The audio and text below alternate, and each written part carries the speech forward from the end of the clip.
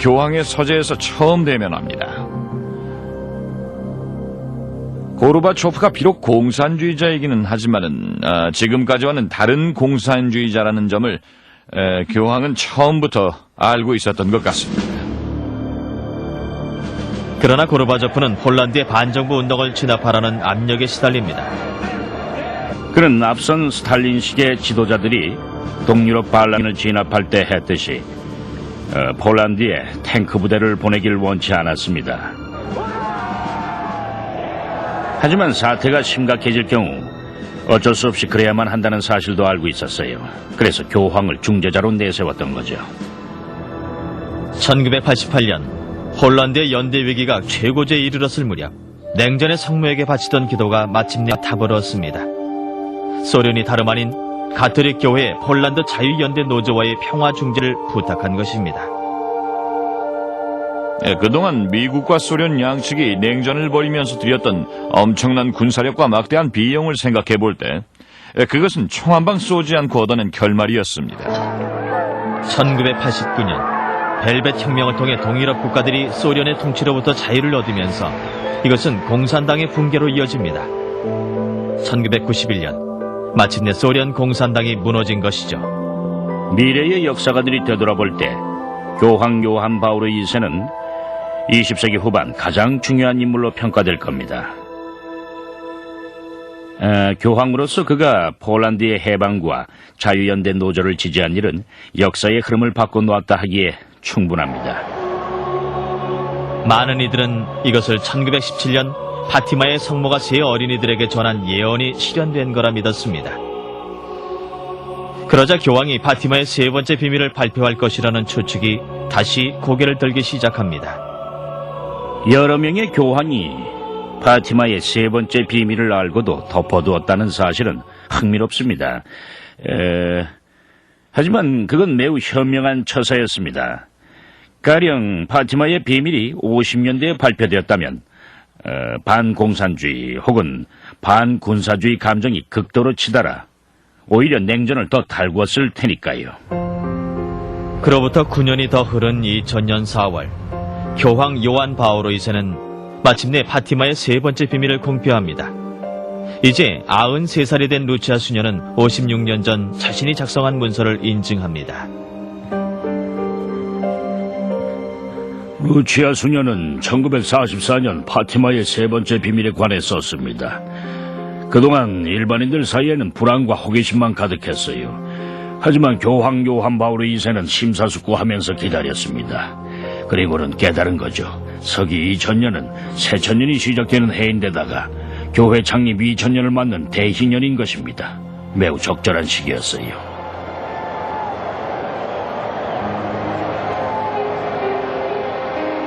(2000년 5월 13일) 파티마의 성모가 발현한 지 83주년 되는 해, 어린 하신타와 프란치스코를 성자 전 단계인 독자로 추대하는 시복식을 축하하기 위해 거의 100만 명의 순례자가 파티마에 모입니다.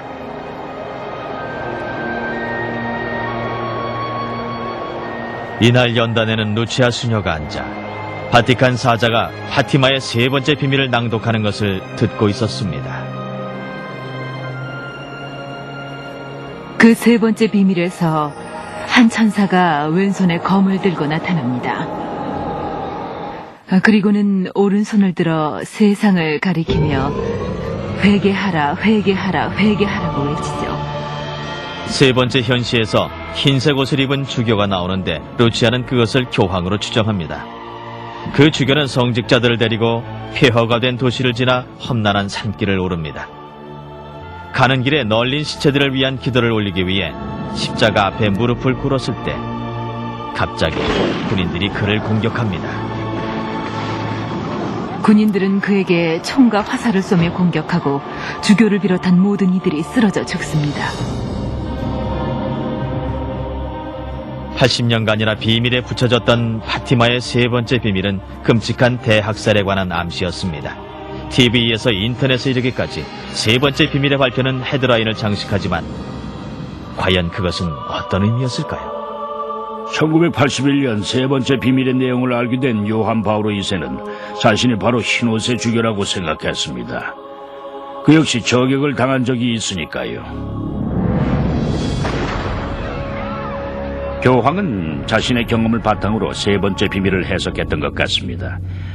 그런 해석에는 파티마의 성모가 자신이 저격당했을 때 목숨을 구해주었다는 믿음도 한몫하게 됐죠.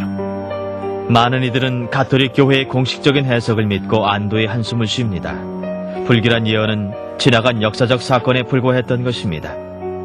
그러나 또 다른 이들은 의심을 품습니다. 저 역시 세 번째 비밀에 실망했어요. 세 번째 비밀은 교황에 대한 암살 시도 예언이라고 해석됐지만 사실은 전혀 그렇지가 않습니다. 거기선 교황이라 한 적도 없고 그저 흰옷을 입은 주교라고 했을 뿐입니다. 또 총알과 화살이 빗발치듯 쏟아진다고 했는데 그건 암살범 한 명이 교황을 노린 사건과는 거리가 멉니다. 또 예언에서는 그가 죽을 거라고 했는데 교황은 죽지 않았어요.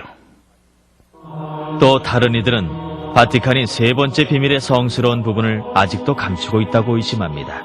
세 번째 비밀에 관한 두 가지 문서가 존재하는 것 같습니다.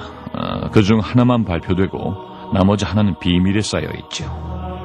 감춰진 문서에는 성모 마리아가 루치아에게 전했다는 말이 담겨져 있을 것으로 짐작됩니다. 일부에서는 그 문서에 현재 교회 내부의 부패를 폭로하는 내용이 담겨 있기 때문에 바티칸이 감추는 것이라고 비난합니다. 그 비밀이란 고위 성직자들의 심각한 부패를 말하고 있습니다. 그것이 세 번째 비밀이죠. 루치아 수녀도 그걸 알고 있었습니다. 그렇지 않고서야 어째서 1960년대부터 줄곧 루치아 수녀에게 침묵하라는 명령을 내렸겠습니까? 사람들은 또 다른 이유에서 의심을 품습니다. 아직까지 비밀에 감추어진 문서의 내용은 러시아의 도덕적 타락과 옛 소련 공산주의 국가들이 비밀리에 다시 소생하여 세계 평화를 위협한다는 경고란 겁니다. 1989년 이후 러시아에서는 낙태가 크게 증가했고 포르노와 알코올 중독도 무서운 속도로 늘고 있습니다. 러시아의 이혼율은 미국 다음으로 세계에서 가장 높죠.